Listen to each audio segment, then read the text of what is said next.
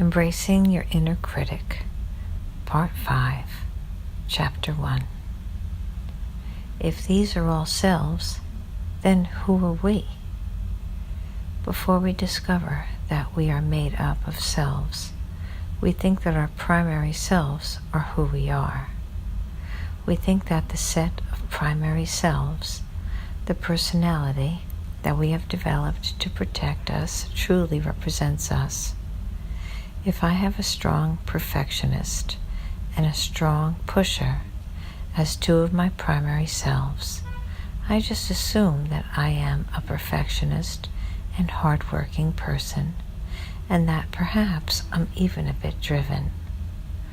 Once we allow our lives to be run by our rule makers, inner critics, pushers, perfectionists, pleasers, responsible parents, and other selves, when we do, no real choices are available to us. We must continue to live our lives by their rules. We call this connection of primary selves our operating ego. When this operating ego is in charge, we are not driving our own psychological cars. Instead, we are driven by whichever of our primary selves is the strongest at the moment, our disowned selves, such as our boundary setters, our fun lovers, our daydreamers, our self-indulgent princesses, our warriors, our incompetent oafs, and our irresponsible children are locked secretly in the trunk. Introducing the aware ego. Once we become aware of our primary selves, we are able to begin to separate from them and to pick up the information and the feelings of the disowned selves on the opposite side. Or, to use the analogy of the car, we take over control of the car from the primary selves, rescue the disowned selves from the trunk, and drive our own psychological car with all of these selves as passengers. This is the position of the aware ego. It is only from an aware ego, when we have access to the opposites within us, that we have real choice about what we do in life. Then, and only then, are we in a position to truly care for ourselves. The separation from your primary selves is the first step in delivering an aware ego. This aware ego is not a self. It is a you that is not dominated by any self or set of selves. It is able to contain all the opposites that you are, to accept and to honor them appropriately. It disappears each time your primary selves take over. Your primary selves will automatically take over to protect you when you are vulnerable. You can think of them as providing a much-needed safety net. The aware ego gives you the ability to discover the complexity of your feelings and the richness of the many selves that inhabit your psyche. It also enables you to move in closer and closer to your own psychic fingerprint and to reclaim the unique human being that you were born to be. If you wish, you can read more about the aware ego in our previous writings. In reading this book, you are doing a very important piece of work. You are separating from your inner critic, one of your primary selves, and developing an aware ego in relation to that particular self. As you do so, you no longer need to be the victim of your inner critic, and you are able to operate from an aware ego in one very important aspect of your life, in evaluating yourself and your behavior. Stone's warning. Trying to live life from an aware ego gives the inner critic the best food of all. Inner critics simply love to accuse us of not having an aware ego. We all do the best we can, and each of us is in process. If you try too hard to live your life from an aware ego, it is a sure sign that your pusher and or perfectionist have taken over again. This will allow your inner critic to grow even fatter as it tries to help you to reach this new and unattainable goal. Exercises. The following are some questions for you to consider and exercises for you to do.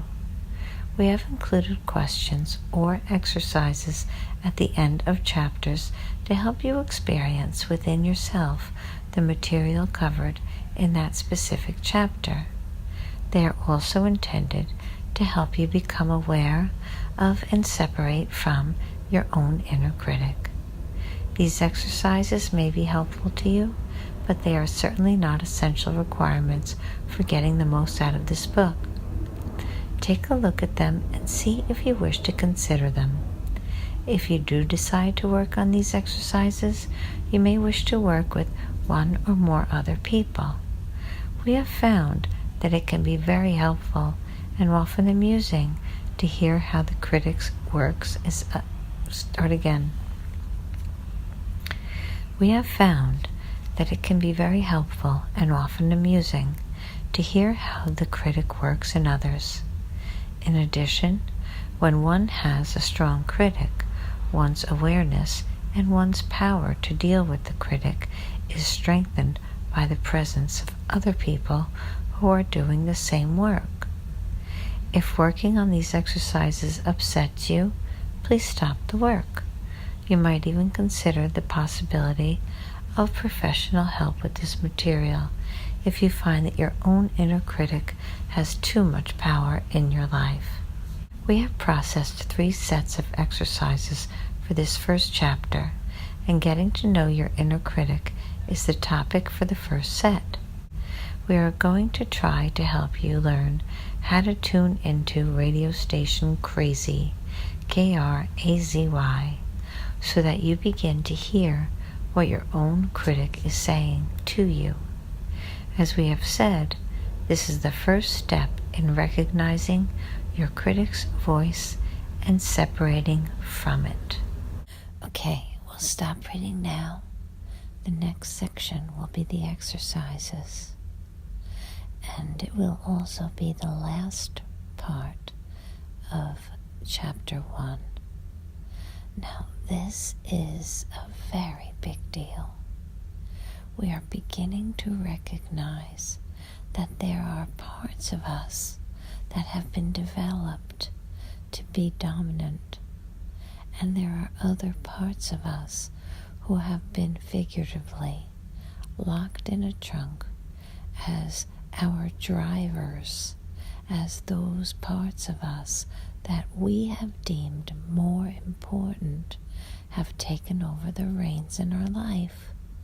So seeing our inner critic and the pusher, the driver, to seeing all those parts is going to give us the ability to change, to say, no, that's not who I want to be. I do not want my primary self to be a pusher or to be a critic. I do not want my primary selves to be competitive. I do not want my primary selves to be judgmental. I do not want my primary selves to be the protector. I do not want my primary selves to be practical. Whatever it is, that part of you that has developed because you felt like you needed to fit in, now's the time to do the work, to break free of what was programmed into you and to write your own software. So it's just the beginning. We'll do the exercises next. and continue to read this amazing, liberating book.